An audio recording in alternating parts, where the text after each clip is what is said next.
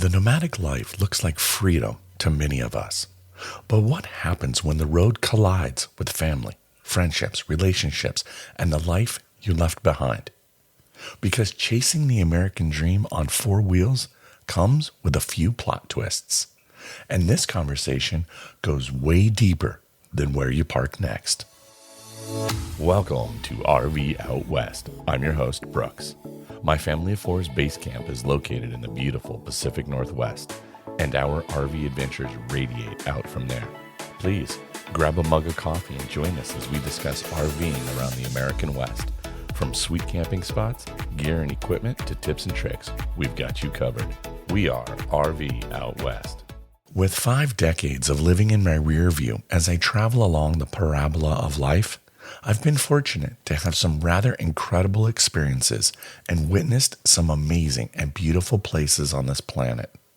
I cannot begin to express how deep my wanderlust really is.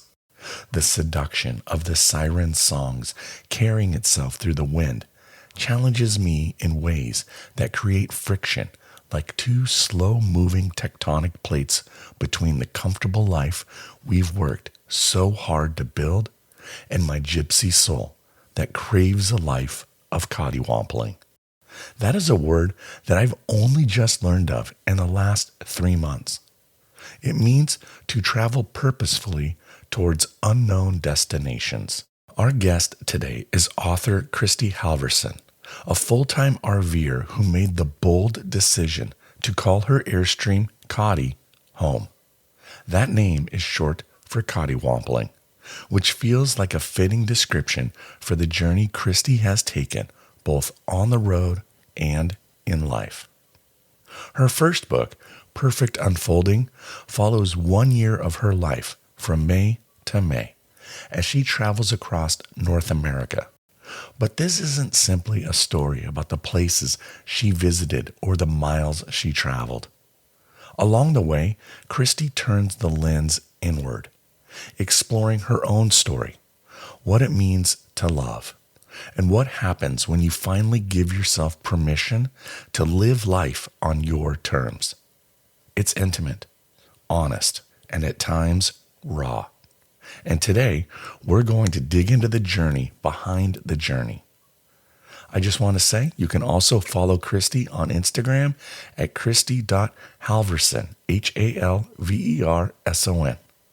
Kristy, welcome to RV Out West, and thank you so much for joining us. I'm excited to be here. Can't wait to see where we head. Excellent, me too. Who was Kristy before life on the road? What did she look like? You know, I think that Kristy was adventurous. I mean, I was a firefighter paramedic, and beyond helping people, that's why a lot of us get into it, because we love the everyday adventures of having no idea what's going to happen at work. And I did love to travel, although I hadn't really traveled all that much. I liked not knowing what I was going to do at work, and yet I lived the normal life. I bought the 3-bed, 2-bath house in my 20s, and because that's what you're supposed to do, and plan my days and plan my vacations and rode bicycles and planned those rides. Like, I was very much a planner, and that's not how I live now. Which is wonderful. But looking back now, your career as a firefighter and paramedic, what did that teach you about yourself? I think one of the biggest things I learned, maybe not so much about myself, but just about life, was you can always figure it out. Because a lot of times we show up on scenes, whether it's a car accident or a fire or a medical call, and we do a lot of training, but so often we do show up on scenes and we're like, we have never seen this before and we've never trained for it. And let's just get to work. And we just try stuff. And eventually it always works out. And so I think that's one of the biggest things I learned from that career is, it's a little quote, it's in the book, is I learned that the seat of my pants has wings. You hear that saying, you're flying by the seat of your pants. Yes, I am. And it's going to work out. And then I think it also gave me the confidence to know that I can figure things out, which is helpful living the way I do, mostly off grid by myself in the wilderness. When things break or I get lost, or I pull my rig somewhere I shouldn't have, and now I have to get it out by myself, I don't just give up and wish I had somebody to help.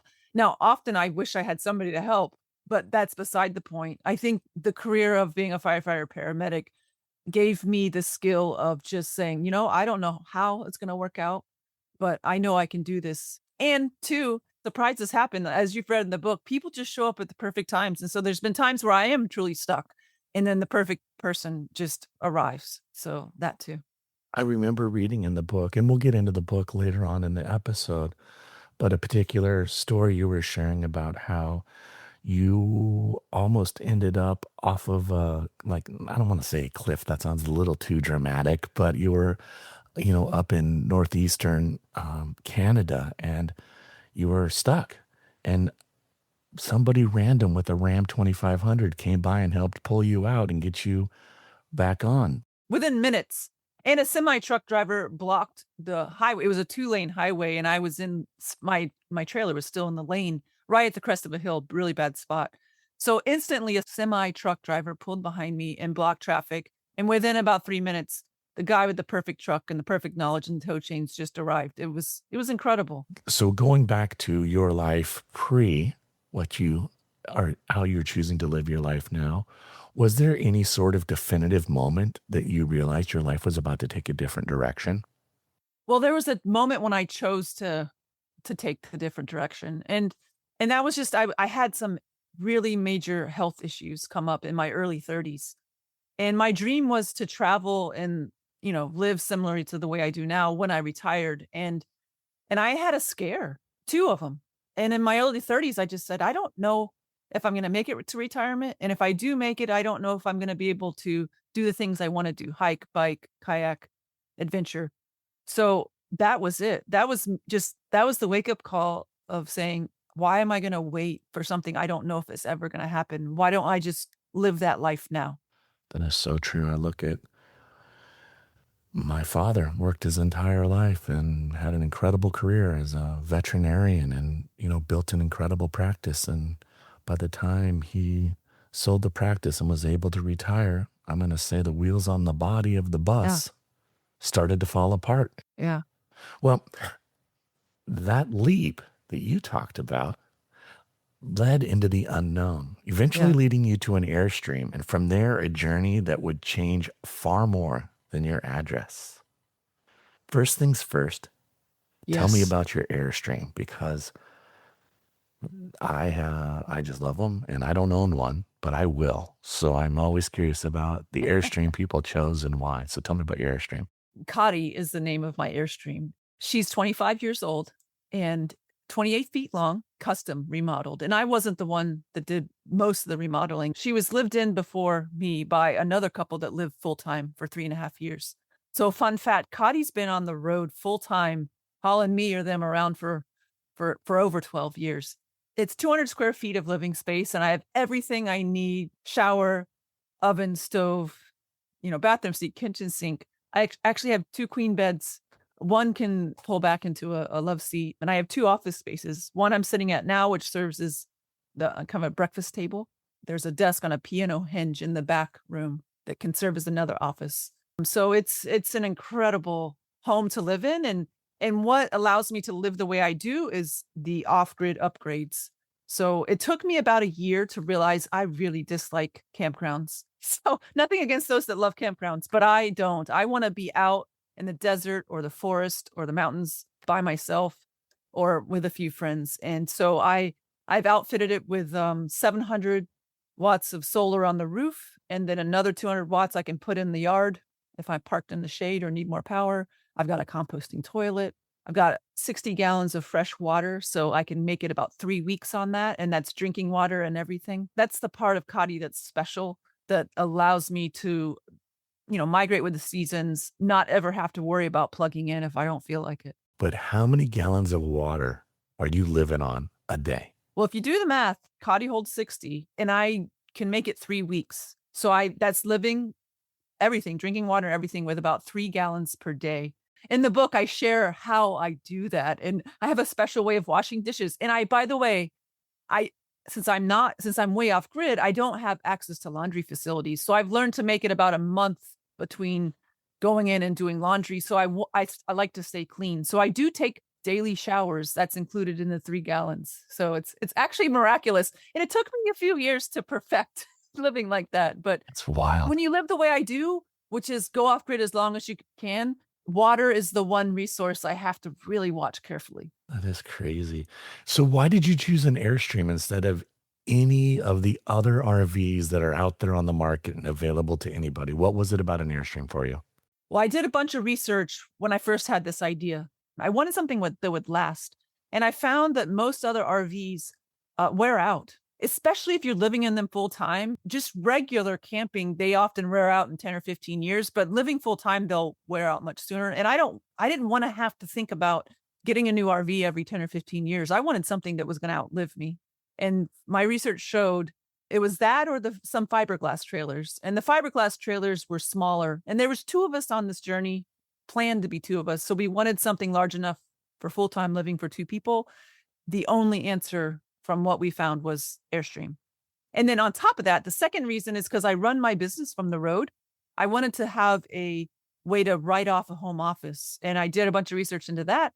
The only way you can write off a home office in an RV is if you have a solid closing door. So you can't have a curtain, you can't have a desk without it has to be a room. So that back room with the piano hinge and the queen bed that turns into a love seat, that is my 27% write off. So every ounce of propane, everything I spend on tires or maintenance or you name it, 27% is a write off for my business. So that was another big reason Airstream is customizable and I could make that space. That is so cool. How long have you been living this way now? I'm pushing 9 years, so I'm just a couple months away from my 9-year anniversary. And what has surprised you the most about traveling this way? I think for me, one is all the big ahas I've had out in nature by myself. You know, you asked about my previous life, and I wasn't very woo woo, if you want to call it that. I wasn't super spiritual, but being on this journey and living the way I have, being out in nature, I've had the quintessential experience of a modern day walkabout and just having just almost like downloads from the universe and falling in love with nature and God and all that and seeing truths about me and how life works. So that's one. And then the other part, which I feel is directly related, is the depth of connection with other people that I've met. And as you can see in the book, like there's people I know for 5 minutes and there's a depth of connection that often, you know, in my quote previous life would have taken weeks, if not years. And I just fall into this deep connection and have friendships that last a lifetime off of people I just randomly meet. And so it's those two things. And I also feel they're related. Can you share one of those particular kind of aha moments where you were out in nature that just kind of like a lightning bolt just electrified you in some way, shape, or form? You know, the first year of my journey was really tough because one, I didn't want to do this by myself, and I had broken up with my previous boyfriend and set out alone. Two, I was trying to figure out how I like to live. And I was in New Mexico. This was about 6 months in. So 6 months from when I hit the road. And I was just camping in the wilderness in New Mexico. And there was a petroglyph area nearby. It was quite a ride down a dirt road and it wasn't just down, 5 minutes away. So it was a journey to get there. And I got there and this gentleman in the parking lot kept talking to me. And I went after work. It was just before sunset. And he just kept talking and talking. And I realized maybe I'm not going to see the petroglyphs today. And then finally we stopped talking and it was sunset. And I just grabbed a headlamp and said, it was quite a long hike to the top of this hill where all the petroglyphs were. And I decided, well, I'll get as far as I can. And I took my headlamp. The sunsets in New Mexico were just beyond anything you can describe. And I actually ended up making to the top of the hill. And I had a 360-degree view of sunsets in every direction, the major sunsets to the west, but just the colors. And then also 360 degrees of mountains in every direction. It was like I was in a bowl. And I just was touched by the realization that if that man hadn't stopped me and we hadn't talked for a half hour, 45 minutes in the parking lot, I would have scooted up to the top and tried to get back before it was dark. And here I was enjoying one of the most incredible experiences I'd ever experienced. And then I saw this place to sit. There was a boulder, a flat boulder with another boulder behind it. It was almost like stadium seating pointing west. And I sat down And I just felt so lonely. I was like, this is beautiful, but again, I don't want to be by myself. And I turned to my right and there was a little petroglyph man right next to me. And I said, oh, I'm not alone. I'm with this guy. And then I realized if I'm right-handed and I turned, where I was sitting is exactly where whoever drew that thousands of years ago would have sat. And then I just felt so connected with whoever sat there. And then I was realizing all the people from all walks of life that must have sit in this spot to watch this beautiful, incredible sunset. And I just started feeling so connected with everything and everyone. And then this is the kicker. This is the blow the doors off kicker. I realized that man had to talk to me in the parking lot for me to have this experience. And then I realized my past boyfriend, Wade, had to leave so that I could be here by myself and have this experience. And I was kind of angry with Wade. And at that moment, I became so grateful, so thankful that I just started crying. And I was like, thank you, Wade, for freeing both of us and for allowing me to be here in this moment. And then it felt like an explosion that just kept getting bigger, like boom, boom, boom. And I was realizing that everything that ever happened in my life had to happen for me to sit there. And then I realized how big it was. Everything that ever happened forever to anyone. Like if the Romans wouldn't have had a war in a certain time and place, I wouldn't be here and I wouldn't be sitting here. And so everything has to happen. And everything is the perfect unfolding, even if we don't understand it at the moment. Because until that moment, I was hating that Wade and I had broken up. I had anger for him for doing that. And in that moment, that all vanished and I went to complete gratefulness.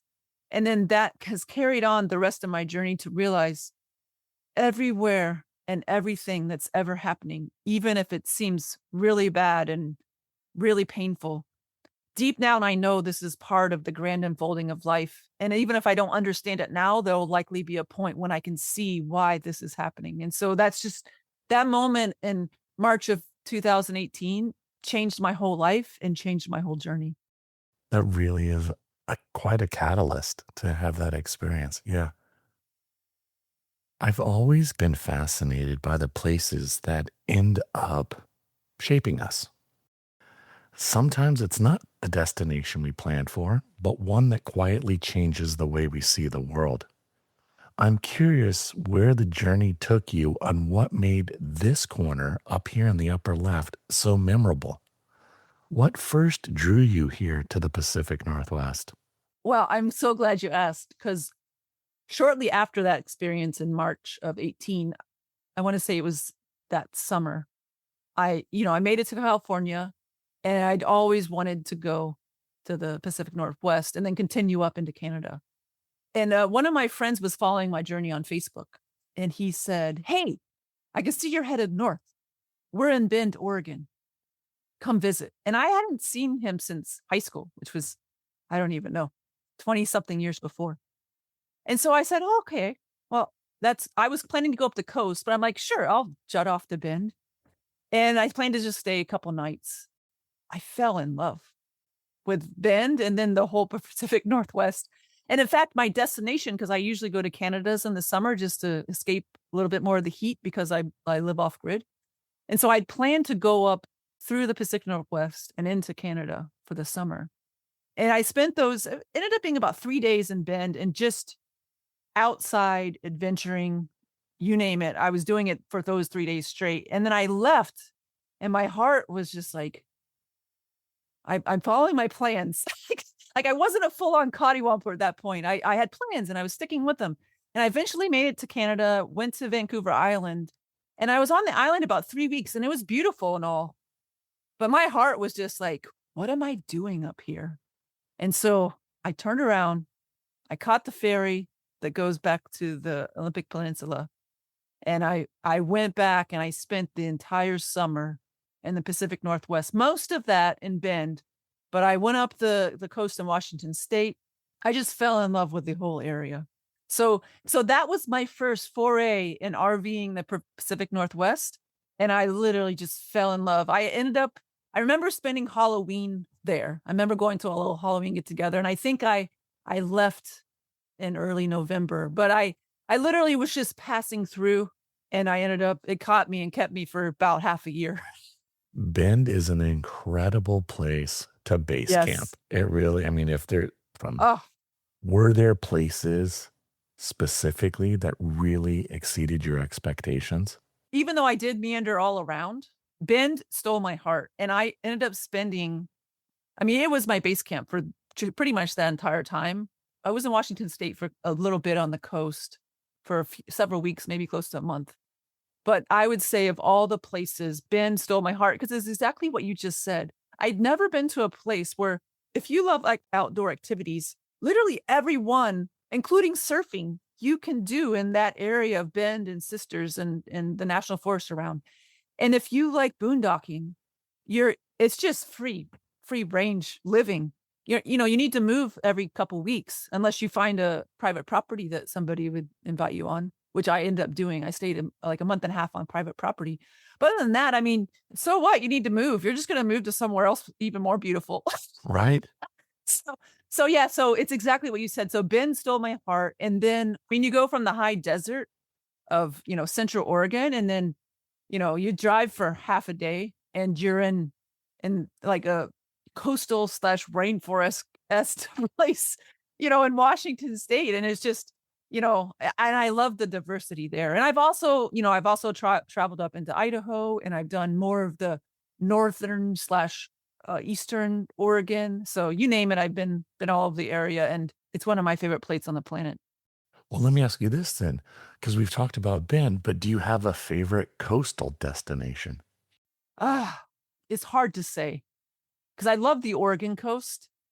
And again, oh my goodness, that drive you just can't beat. Just heading up, and you could spend weeks going up the Oregon coast, just staying places. And then I also really love the almost like quiet tranquility of the coastal Washington area. Like I said, around that Anacortes area.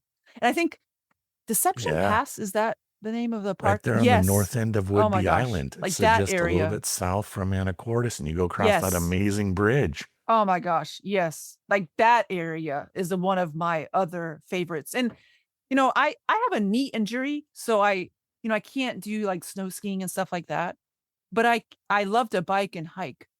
And I remember that area specifically because it is a slower pace, kind of small town, lots of two-lane country roads, like, and great hiking. Like I could just park my Airstream, find a spot, and be in heaven for weeks biking and hiking and just exploring that area too. So it's just, yeah, beautiful. Well, let me ask you this, and I know you do primarily boondocking and off-grid camping. So when I use the term campground, I'm using that very loosely.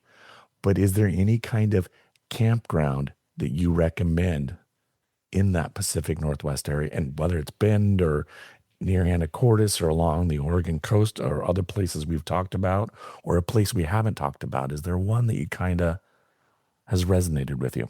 It's interesting because I'm remembering back, it's been many, many years and many visits. One campground I remember staying in was near the dunes. Like there's a dune national park or national seashore. The Oregon dunes down near Florence? Oregon dunes. Yes. So I camped there in that campground, and that was beautiful because it's again the landscape. You're like monster sand dunes. Like, of Right, course right we've next to got the them in the ocean. Pacific Why wouldn't you? Northwest. You know, right, exactly. So I remember staying there because again, it was a nice quiet area, and I just remember walking those dunes and exploring that aspect of the so I remember staying there, and that was a really nice place to camp. But something that surprised me, which I found in the Pacific Northwest, this is what introduced me to snow park camping because I'd never even fathomed that was a thing. So there I stayed in snow parks in the Bend area, and this was not in 18, this is on my future journeys back. And then I also stayed in a really cool place, which was a snow park, but I had access to so many trails and places to see near Walla Walla. If I like again, I've been so many places, so it's a miracle that I'm remembering this. By like closing my eyes and remembering, I left Walla Walla and I went south, and then I went east into Those are the some Blue mountains Mountains. That southeast area of is the Walla Blue Walla. Mountains. Yeah. Yes, and then I found this snow park, and there was no one there. It was in the summertime, and another reason is I went there because there was a heat wave coming and I couldn't stay low or I would die of heat exhaustion. So I just found a really high spot, which was a snow park, in the Green Mountains. And it was beautiful. And I took day trips back down into Walla Walla into the valley, and it was sweltering, like dying of heat exhaustion, hot. And then I would get to drive my truck back up to my little Airstream home on the mountain and sleep in, 40 and 50-degree nights. And it was just like, where on earth can you do this? Where you can be in the desert sweltering in 90-degree heat in the daytime and you're up with a jacket on at night? Sometimes, we don't realize that we're living a story until we have enough distance to look back on it. And it sounds like your time on the road was becoming something much bigger than a trip itself. Oh yeah. At what point did you realize that all of these experiences you were having deserved a book? That was December of 23. I remember just one day saying specifically about that the year that had just happened.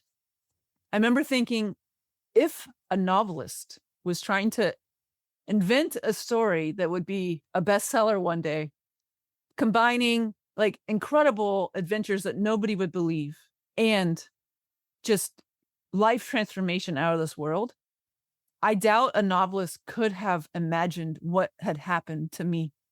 And it was in December of 23. People have been begging me to write a book since around 2018. Like my friends and family, I would write newsletters and blogs and share on Facebook and Instagram. People were like, write a book, write a book. And I was just like, so cool. I have a nice, interesting life. I don't know what the plot would be. I don't know what the book would be about other than I go to cool places. But December of 23 is when I said, I got to write a book. Like I have to. And so that's when the book journey began. And what does the title, Perfect Unfolding, mean to you? Well, it means that no matter what is happening, the ups, the downs, the horrendous times, whether we're full of grief or sadness or anger, you name it, just the times that we're just, you want to wave a white flag and give up. This journey has taught me that even in those times, we are living in the midst of a perfect unfolding.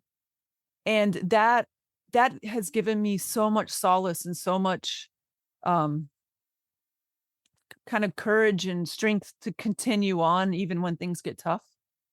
And so I've been sharing that over and over again for many years. And so when I realized I needed to write a book, it was just no choice but to make that the title, because I feel like if all of us knew that to the depth of just, it's a part of our soul, like it's in our bones, I think everyone's life would be different. The hard times would still be hard. There would still be tears and strife, but there would be an underlying sense of hope and sense of, and this too is part of the perfect unfolding. And this is just part of the journey. It's interesting you say that because, publishing a book means you're letting people into your thoughts. Was that intimidating to think about? Not really. But I can tell you what, there was a point when I really was wondering if I should publish the book in the form that it's in now, because I thankfully had been writing a journal for that year. And that was another gift that came from the journey. A lady I met in Quebec begged me to keep a journal, and I did. And then that's what turned into the book. But the journal, I wrote it just for me, for no one else's eyes. And so there was really, really intimate secrets and details I never would have shared with anyone. And my editor, thankfully, said, put everything in the book. Let me cut. So I did. And he left some of the most both embarrassing and personal parts. And he encouraged me, and I fought back. I said, I can't put that in a book for everyone in the world to read. And he said, no, most people are too scared to put it out. And this is what people both want to read and need to read. Do it. And so it was interesting because while journaling, I didn't think it was going to be public knowledge, but that transition into saying, oh my gosh, I'm going to share this with the world, that was tough. And then when the book first came out, I was nervous about what people would think, if I would be judged, if I would, disrupt what, I didn't know what was going to happen. But after the book came out a few weeks after, and all the people, even people just writing me on Instagram, thanking me for sharing the way I did and how much it changed their lives, I realized it was all worth it. But yeah, I air my laundry in this book because it's written straight from my journal. You do. And what's really interesting about it, which I really appreciated when I read the book, is that it's not chapters. It's covered like you Yeah, would if I was reading somebody's journal. And so it's not like, oh, chapter one, let me right. tell you about this particular adventure or this or that. It is very much, daily thoughts that you have jotted down and then you kind of come back to a bunch of pages later and it ties back into relationships, experiences, wisdom, stories about adventure, places you saw. And so there's this way that the book just kind of interweaves and has this interconnectedness throughout the pages, which is great. Yeah. Yeah. And another little tidbit in there is I've over the years, I have a lot of people asking me for advice, specifically RVers, saying, "What do you do about this? And how do you find this? And where do I go to learn this?" And so and yeah, this book's written from my journal, but I also put a like a all points bulletin out to everybody I could find and said, "Ask me anything." And so they did. So there's about 150 RV/travel related questions that most of them hid into the story. Like you wouldn't know it's a question. And some of them I blatantly ask. I show the question and give the answer. But you don't have to be an RV or a traveler to enjoy this journey. But if you are, there's so many tips and of how I live this life and how you can too. And what do you hope people feel after turning the last page of the book? The biggest thing I hope they feel is to know without a doubt they already have the permission and they can absolutely live the life that's calling them.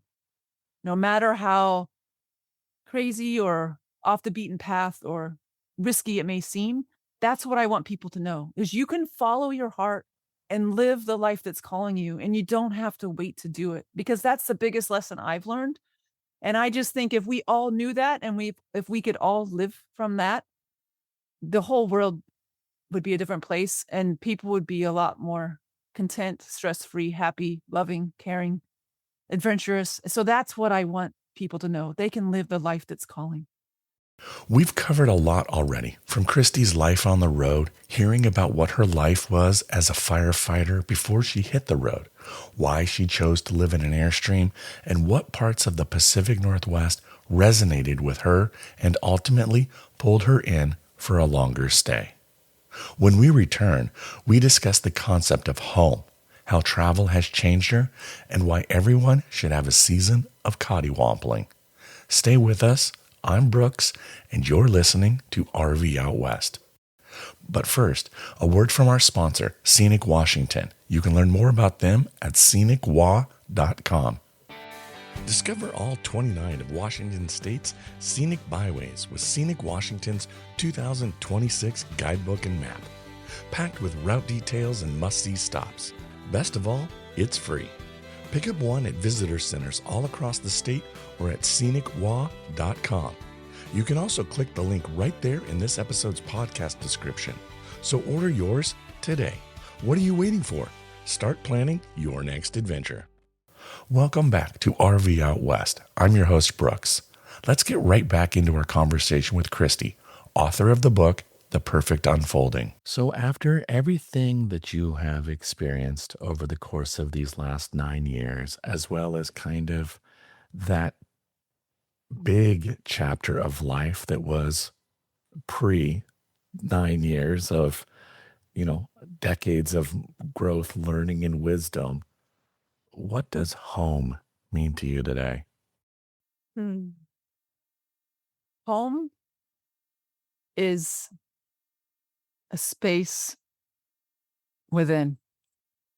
It's home to me now is who we are. Like I used to think home was, a building, four walls. Um, Even when I transitioned into living in my Airstream Coddy, home was, you know, aluminum and four wheels. But that was another big aha that came through this journey, is realizing home is everywhere. There's there's not a place I go now. Everywhere I go feels like home. And what I've noticed is, because of that, I feel like the depth of connection of people with people is different now. And as a solo female, I've been blown away by the kindness of strangers. And I say solo female because I've had people say, if you were with anyone else or you weren't a woman, we probably wouldn't have invited you in our house. But because you're by yourself and a woman, come on in. So I get invited into people's homes, whether that's houses or RVs, or go on adventures with them. And I've walked into so many homes, so many houses and RVs through the 9 years. And it feels like home to me. And I think without saying it, people feel they feel the difference in me. And like I'm washing dishes and going through the cupboards like I live there. And I just feel comfortable in my skin with wherever I'm at and with whoever I'm with. And the depth of connection that comes from that feeling and that space, it's just mind blowing for both the people I'm with and for me too. And that all stems back to knowing I'm forever and always home right where I am.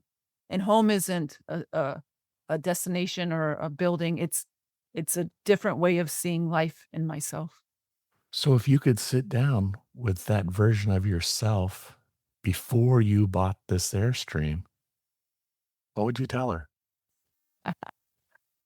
You know, one, I would tell her she can do it and don't doubt. Because, the book starts off with the story of how I almost didn't go on this journey because I didn't think I could do it by myself. So if I could go back way even before that, there was so much doubt through everything. And it was almost like life was like, no, we're doing this. And so it gave me the perfect Airstream. It gave me a crazy deal on the perfect truck.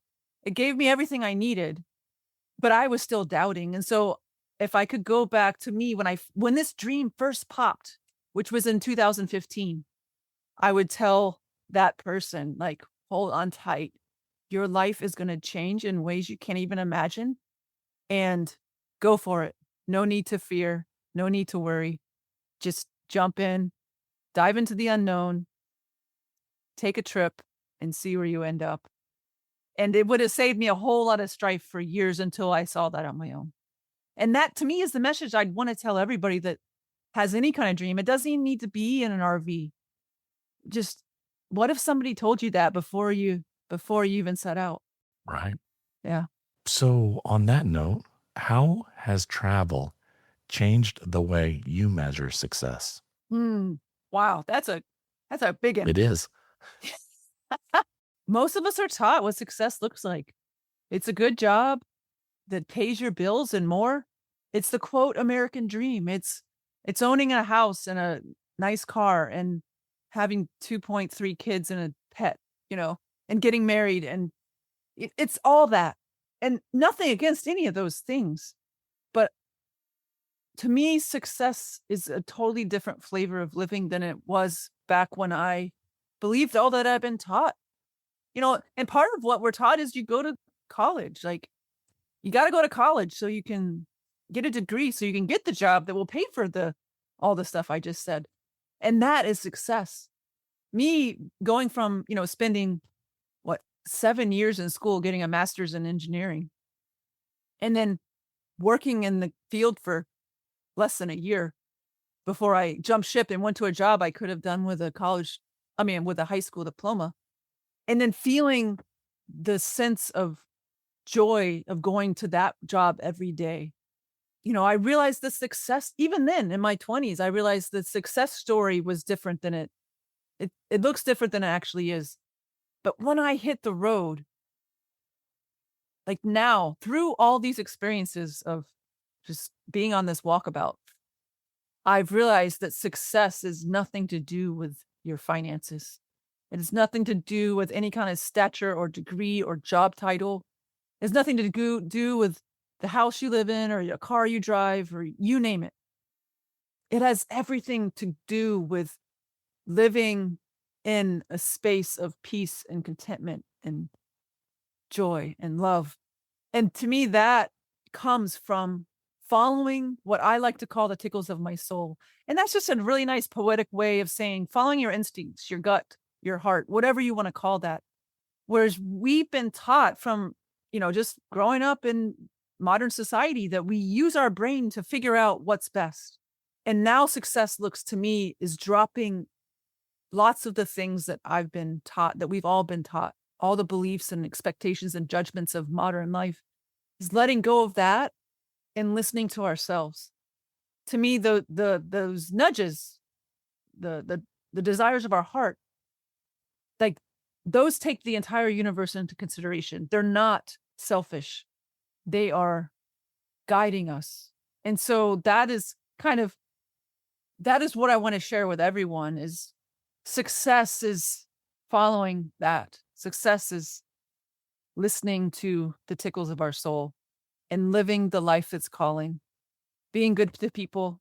I want to even say make a difference, but to me, you don't need to make a difference. Just living this authentic life that I'm describing will make more of a difference than you can ever imagine, because everyone you meet, especially people that know you really well, will say, I don't know what's going on there, but I'll have some of that, please.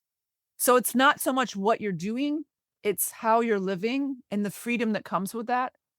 And again, you don't need to travel. You could live in one small town and never leave the boundaries of that town and live in the same freedom I'm talking about. But that is success. Having full freedom to live in that space is pure success. And it's nice to have the finances to do all that. But my theory is when you do that, miraculous things happen. And like me, I'm living on very little money. I have a business and it takes perfectly good care of me, but I've fallen into a way of life that is pure success. And I make a tiny portion of what I once did, which I thought was successful.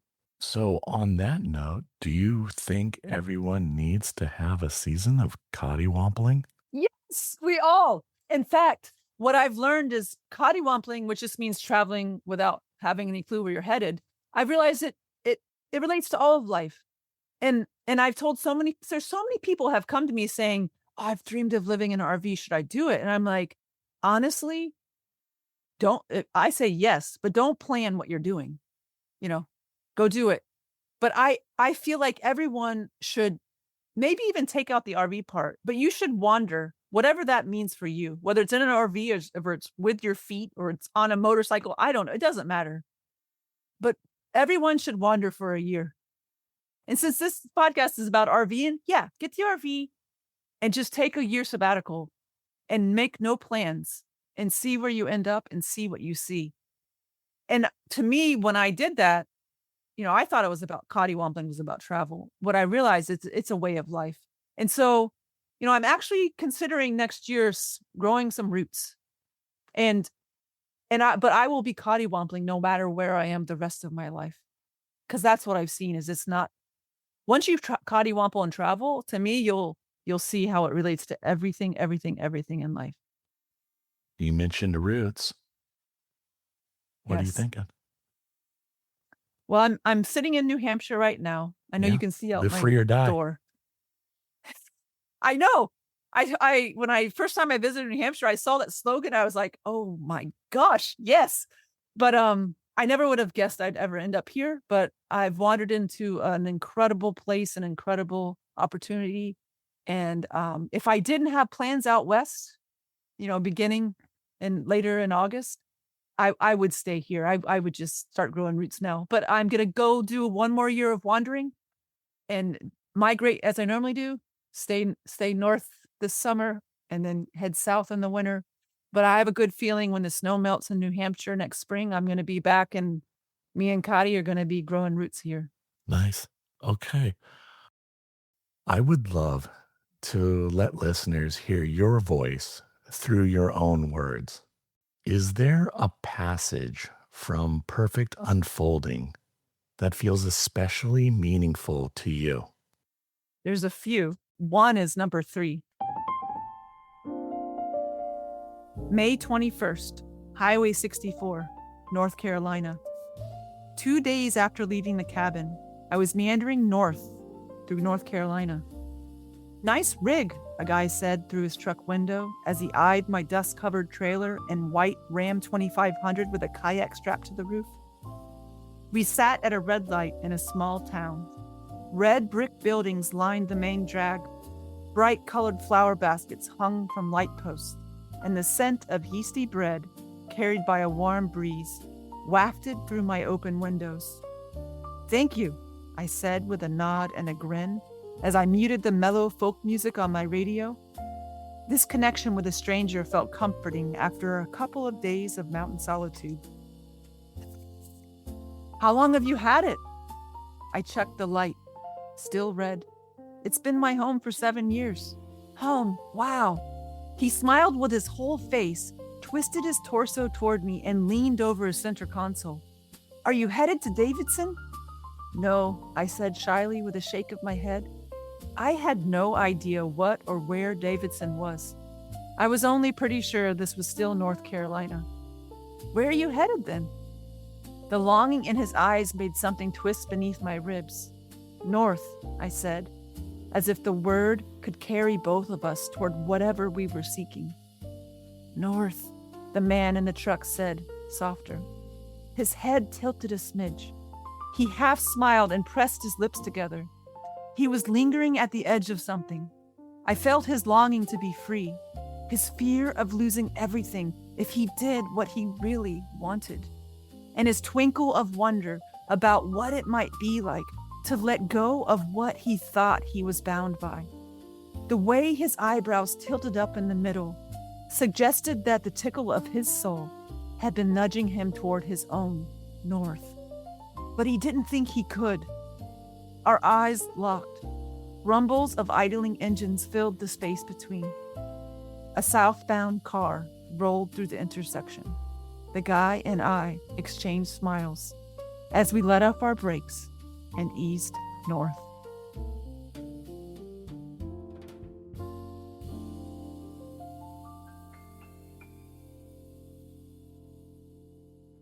Wow. Why did you choose to share that passage with us? Because just like everything in the book, this was real life. This happened.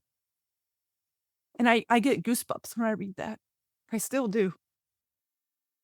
And this was what? The length of a traffic light with a guy in a truck next to me. And I could feel that he had a tickle of his soul. I could see it in his eyes. But he didn't think he could. And I think that guy represents so many of us. It represents me. I still fall into that. Even though I've been Coddiwompling and I've been living by the tickles of my soul for almost 9 years, I still have times when I don't think I can do what I want for whatever reason. The way that this makes me emotional because I want everyone to know, like, we are all that guy in that truck sometimes. And I wish I could just take your hand and squeeze it a little and say, do it, go. Take one step. You don't have to know how it's going to turn out. Whatever your quote metaphorical north is, like, just take one tiny step and then trust that the next step will arrive and you'll know where to go after that. But I that's what I want all of us to know deep in our bones. That's it. And there's so many other passages. I almost feel like asking you what maybe one of yours is. You know what? I will do that. I wasn't planning to, but I will do that. As you know, I have flagged this book so much. So 190. We die slowly when we become slaves to habit. When we walk worn paths, avoid new colors, silence wonder. When we stop speaking to strangers, numb ourselves with screens, or choose safety over passion to avoid emotions that make our eyes glimmer, this is dying slowly. Yes. There's a lot of great things in this book and a lot of just wonderful stories and nuggets of wisdom, and it was just a great read. We kind of talked a little bit about what's next for you and Coddy, but you had mentioned you're going to be coming out west. What's some of your plans for you and Coddy out west? Well, I'm heading out. I'm heading west. Well, from New Hampshire, just about everything is west. So I've got some book events in Minnesota and then in North Dakota. And I'm not quite sure, that's how I normally travel. I don't usually have plans. So I'm not quite sure beyond that where I'm gonna go, other than I have an Airstream rally at the Balloon Fiesta in Albuquerque in October. So between the end of August and beginning of October, I'm not sure, but those are the plans I have so far. Wonderful. Well, where can people find Perfect Unfolding? Well, the easiest place is perfectunfolding.com, and there's a link there to go to pretty much booksellers all over the world that are carrying it. You can find me on Instagram too. That's where I post pictures of my journey. So it's just my name, Kristy.Halverson. Come to rvoutwest.com, check out the show notes, and get a link directly to Kristy's Instagram should you want to follow along on her adventures. But I love the idea behind the word Coddiwomple. And in fact, I had never heard of it until I read this book. So many of us want the destination before we're willing to begin the journey. But your story reminds us that sometimes the destination only becomes clear because we started moving.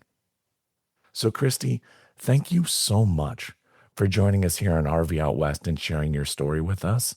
Thank you. This has been such a treat. I really appreciate your questions, your curiosity, and your wonder. For those of us who call the Pacific Northwest home, we truly are lucky to live in such a place with so much beauty that surrounds us every day. I've traveled to all 50 states. I spent a decade living chapters of my life away from this corner of the globe. After discussions with my wife, we decided to return, and perhaps like salmon, we were called home to spawn, as we knew this is the place we wanted to raise our children, of which we are deep in the throes of at this moment. With that said, Kristy wrote in her book, and I quote, "If you feel the subtle tug towards something unknown, that tickle of your soul urging you toward a life that makes no logical sense, trust it. The most magical journeys often begin with the most uncertain first steps." End quote. Kristy's book is a deeply personal and inspiring story. I recommend you give it a read. I've got links in the show notes, so please head over to rvoutwest.com to learn more about Kristy and to pick up her book. All right, my friends, the conversation doesn't have to end here.